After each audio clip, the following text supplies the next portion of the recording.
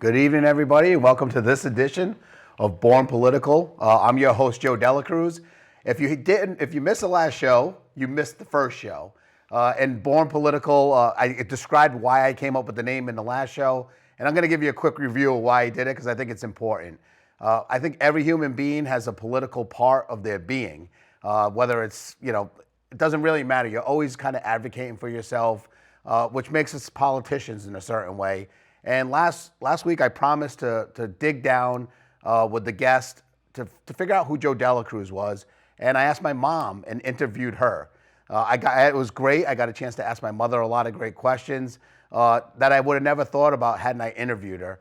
And maybe you learned a little bit about me, and I hope as I interview guests now and in the future that you kind of understand where I get my positions from and where I come from. And I think that's important, especially in a day of division that I think that we're in. A lot of people, I was telling my guest before as we were talking, that there's sometimes very, very mean things. I am a state representative. Christine Conley, we share almost a district. We're right next to each other.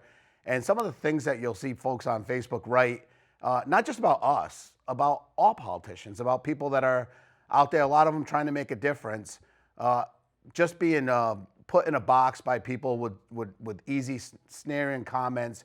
I want to get into the bottom of how people got to where they were. This guest that I'm about to introduce you to is wildly popular. When I ran my first time, he was able to knock some doors with me, and I was actually really humbled because I thought I knew a lot of people. I thought that everyone in town kind of may know who I was because I may have coached a kid in basketball, or I was a town councilor and I was RTM member. I thought maybe somehow I had a connection, but overwhelmingly when we went door to door, this guest just knew a lot of people. It's funny because the position that he ran for and won is a political position because you got elected. But in the end, I want to dig in a little bit to the position he won because it was a probate judge, which to me, after speaking with him, is absolutely not political. They deal with a lot of different things concerning some very touchy issues, and it's very personal, and I learned a lot from him. So without further ado, I'm going to bring my guest on here right now, former probate judge Nick Kepple. We're going to call him Attorney Nick Kepple tonight because he is a retired probate judge. Nick, welcome to the show. Thank you so much, Joe. Delightful to be here with you. Yeah, so I'm excited because, I asked my mom what her life was about and why she thought she had her political views and where she got them from. And a lot of it stemmed back to her upbringing. She didn't have a lot of money. Our family wasn't the richest of families, but she was also from a family of 9, which created all these different directions that you're going in. Who is Nick Kepple? Nick Kepple's family. Where are you from? Are you guys local or? I was born at Lawrence Memorial Hospital, but we lived in Groton in Paquonic Bridge when I in my first 5 years, and then we moved to Stonington. My dad worked at EB, and my mom was mostly a housewife until her later years, and then she started volunteering at first the Wesley Library, then she was the librarian in Stonington. But yeah, grew up in Paquonic Bridge, and then the rest of my childhood in Stonington. Yeah, and then brothers and sisters? I'm one of 5. I'm the middle child. I have... that's 2 in a row. 2 guests in a row, middle child. An older sister, Polly, who we called the Queen of Love and Beauty. She was the only daughter. And then 4 boys. My brother Pierce, myself, my brother Mark, and my youngest brother Peter. Yeah, so being in the middle, I'm a middle child too. My mother was middle of 9, you're middle of 5. This is funny because you're maybe we call this the Born Political middle child show.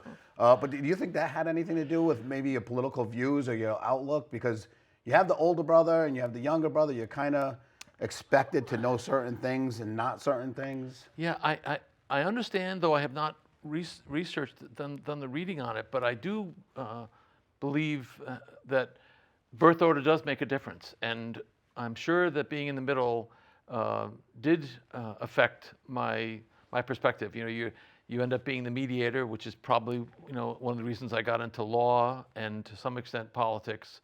You want to help settle issues and bring people together. So I'm sure it made a difference. Yeah. And so you graduate high school. We talked off air. I didn't realize how much you had done volunteering. You worked for Dodd's campaign for a while, but graduating high school and then which college would you go to college? Went to St. Bernard's. St. Bernard. Sister and brother both went to St. Bernard's. So I was a bit of a troublemaker actually when I was in elementary school. My first grade teacher actually, and my mom kept the report card, said, "Wherever you find trouble on the playground or the classroom, you're sure to find Nikki." And so I was labeled early on. But my mom felt if I went to St. Bernard's, I might behave myself a little better. But anyway, went to St. Bernard's, liked it a lot.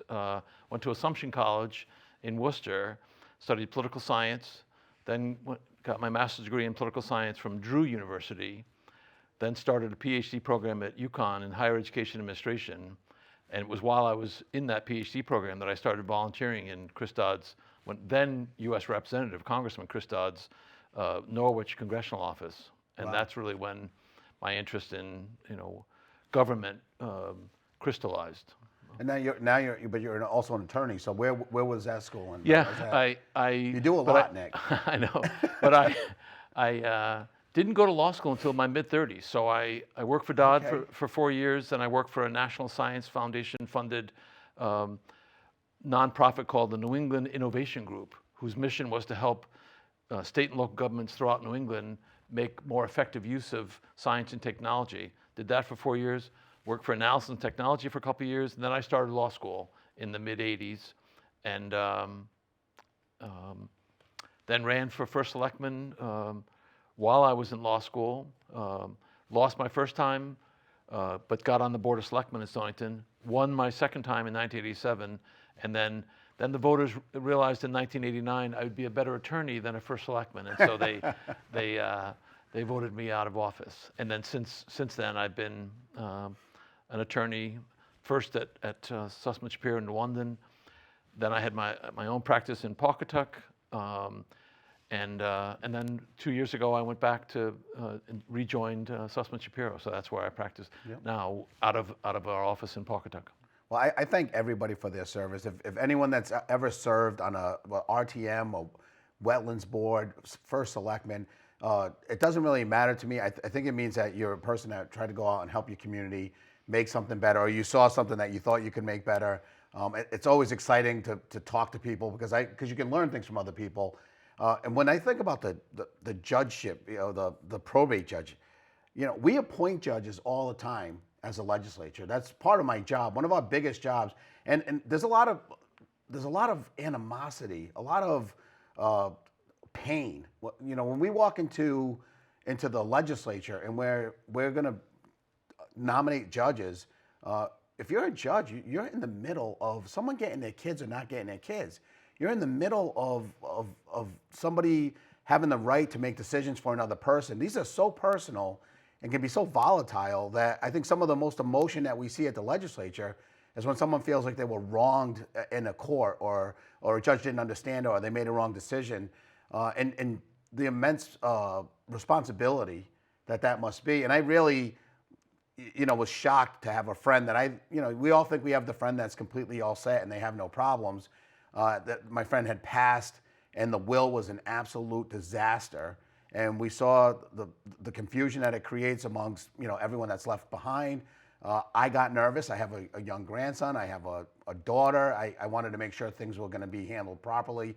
I had no idea that it would have went to my mother and father and then to my brother and sister before it ever would have made it to my daughter and grandson, because she's not my biological daughter, and it had to be spelled out. So speaking with you and seeing the pain that people go through, and your passion for being a judge and the people that you help. That's why I think when we knocked on doors, the people just love you, because I'm sure you've helped them in ways that they probably weren't expecting. But there's also probably a group of people that think maybe you didn't make the best decision. And I mean, that's a tough job. And thank you for that service. You're retired from it now, but what's your thoughts on that? Yeah, thank you. It was a gift.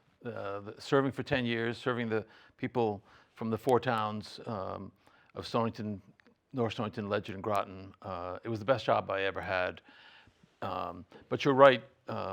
it had its challenges because, I don't think a lot of people appreciate the complexity of what the probate court does. The fact that you deal with not just the transfer of assets when people pass, but liberty, whether you're going to be in control of your life through conservatorships, and also parenting. So transfer of all your assets, whether you have the freedom to be in charge of your life, and parenting. Those are three of the biggest issues, in our lives. And it was an honor and a privilege to serve in that role. And yes, I'm sure some people were disappointed, but in the decisions I made. But one of the wonderful things about the probate court system, which has been around for 300 plus years, is it's a neighborhood court. I wasn't in a robe. I'm not up on a dais. It's approachable, and people felt comfortable there. Lots and lots of our proceedings were just with people. Oftentimes there were lawyers involved, and lawyers play a key role with many estates. But I was dealing with a lot of people directly, and I found that so long as, generally speaking, you listen to people and gave them a chance to be heard, that's most of the time what people are looking for. So I enjoyed it completely. The court deals with not just what we call decedents' estates, but conservatorships, guardianships. A lot of people have no real idea how many children's matters the court gets involved with. We have a regional children's court in London, where there's staff specifically trained, social workers trained to deal with children's matters. So we deal with adoptions and termination of parental rights, guardianships. So the probate court is really, to use a term, deals with cradle to grave issues. But this region is blessed with some incredibly talented staff at the probate court. Your replacement, right? And then now Has been wonderful. has the benefit of a terrific human being and lawyer, and now probate judge in Judge Lehman, who is already doing a terrific job. So yeah, and it's a lot busier than people realize too. We would deal with about 800 files a year, so it's one of the busier courts in the state. But it was a joy to do because you were working with great staff. We were able to help a lot of people, help them sort through the system, and also very informative. Yeah. I didn't realize before I was in the job just how fascinating.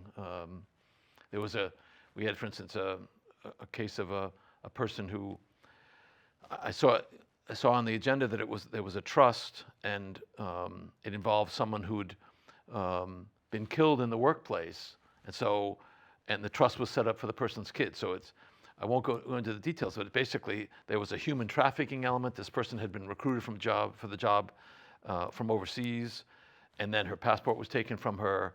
And who would think that here in Groton you'd have a murder and human trafficking, and all within the confines of this trust accounting.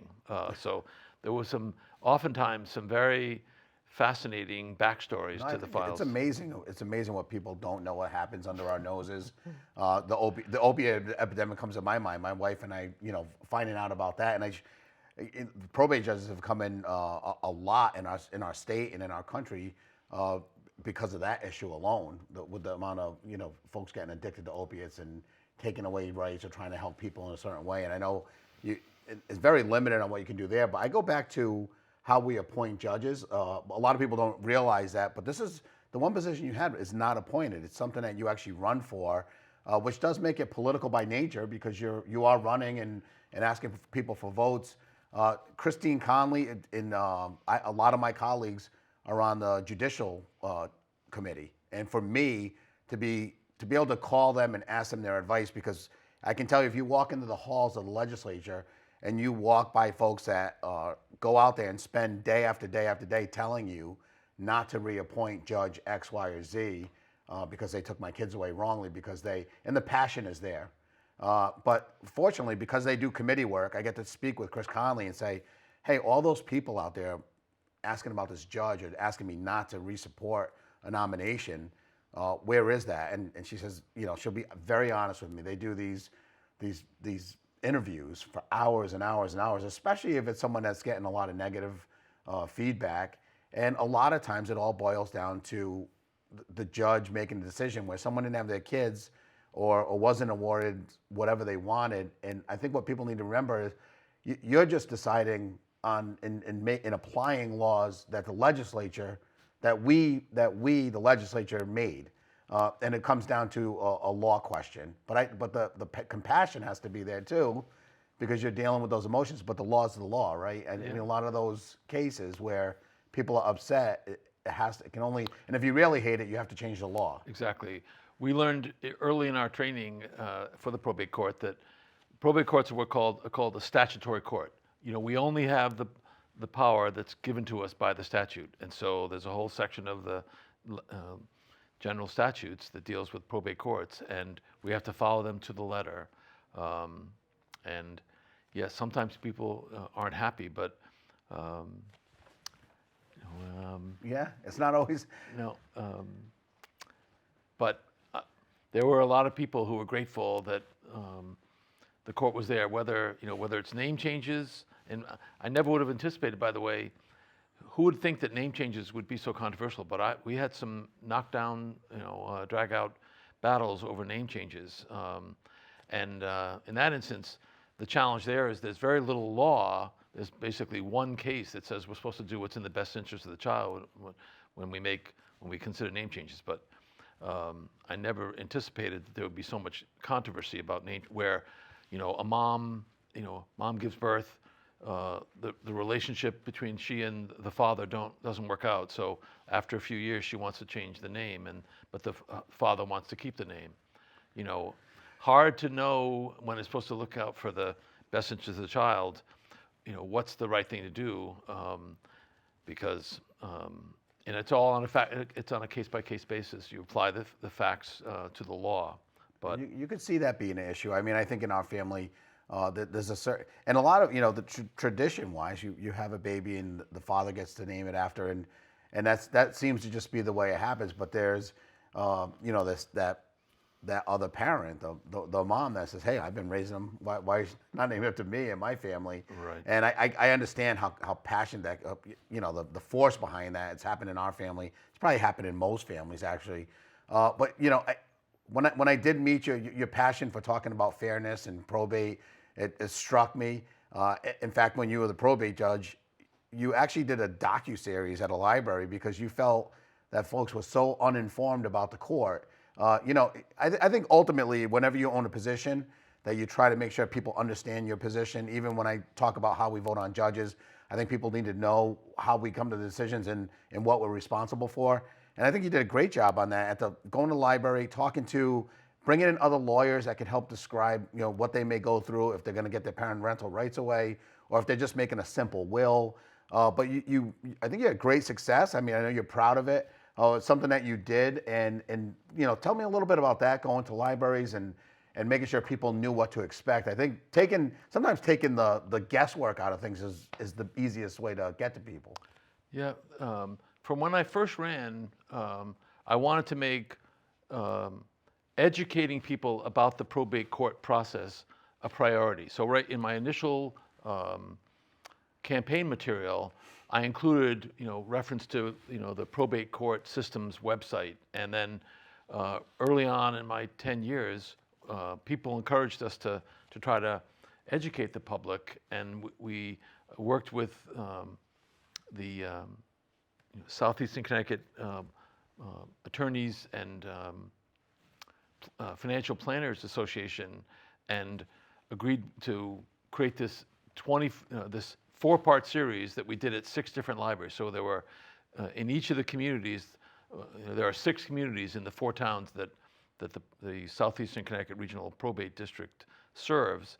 So we did, over a 2-year period, we did 24 sessions, all of them very well attended, some standing room only, each for an hour of presentations and then another hour of questions and answers.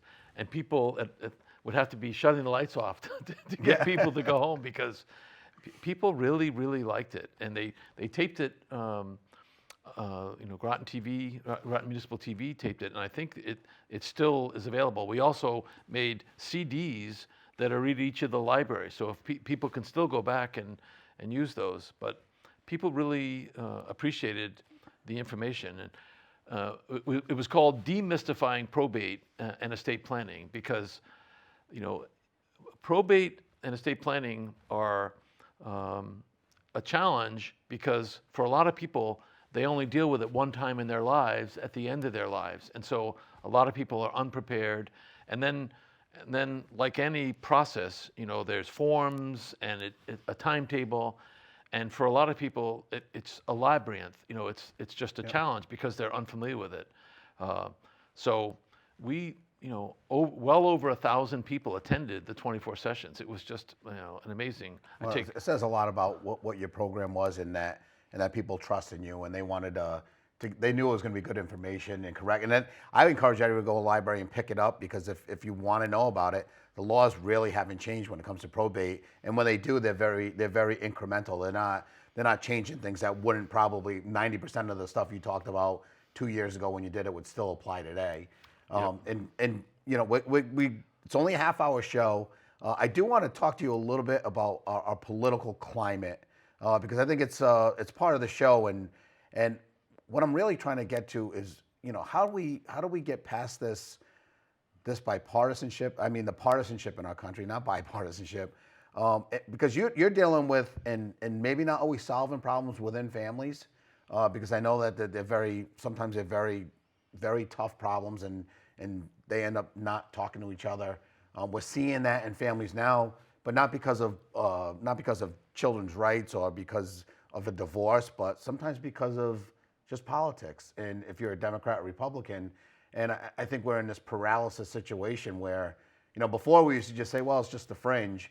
And it just seems like, I talk to people all the time and say, well, I just don't talk to X, Y, and Z anymore because of politics. And I mean, I know as a judge, you probably would say, well, talk about the 90% of the things you guys agree with, and let's try to patch the 10%. Is there any kind of thought as to how we get past this? I mean, this is a huge question of the day of all time right now, but is there any thoughts on that? Well, I guess my fundamental thought is that we need to go back to why government exists, which is to serve the people. And I think people need to realize how much can be accomplished if we work together. And I got involved in politics because my parents did different types of community service. My dad was super active in Alcoholics Anonymous, and so he helped people in one way. My mom, volunteered, at libraries. And then I saw when I worked in Dodd's office how government can help people.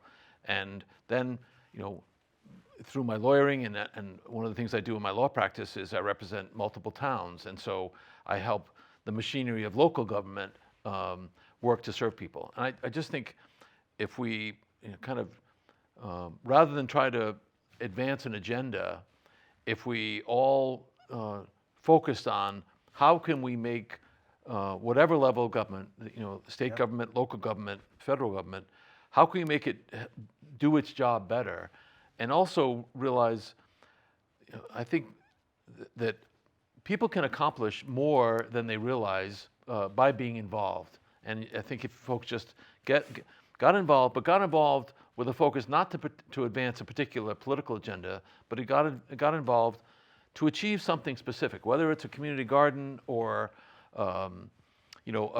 better schools or whatever preserving the Thames River Basin, whatever it might be that bike paths And create better positive. and positive and there I think there are people of multiple political persuasions who share an interest in achieving things and having these positive benefits for the community. And I think if For me to go to all these events I get to go to, since I got elected, you go to all the veterans events, to really get the feeling for what's happening in our community.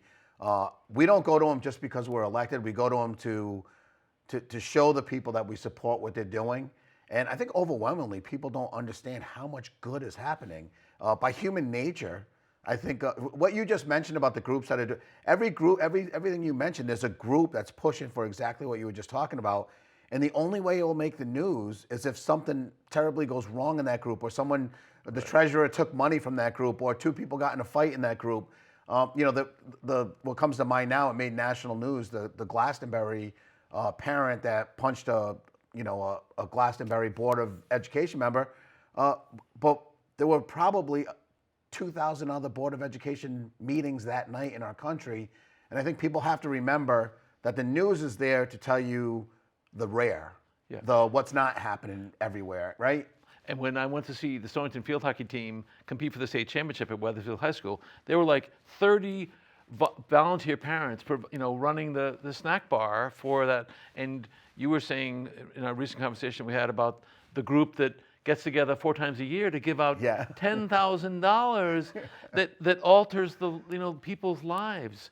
There are people in those rooms who are Democrats and Republicans and unaffiliated, but they're dedicated to doing some good, to achieving something positive in real terms and I think we just have to, like you say, recognize that loads and loads of things like that are going on. It's not all rancor and people pitted against animosity.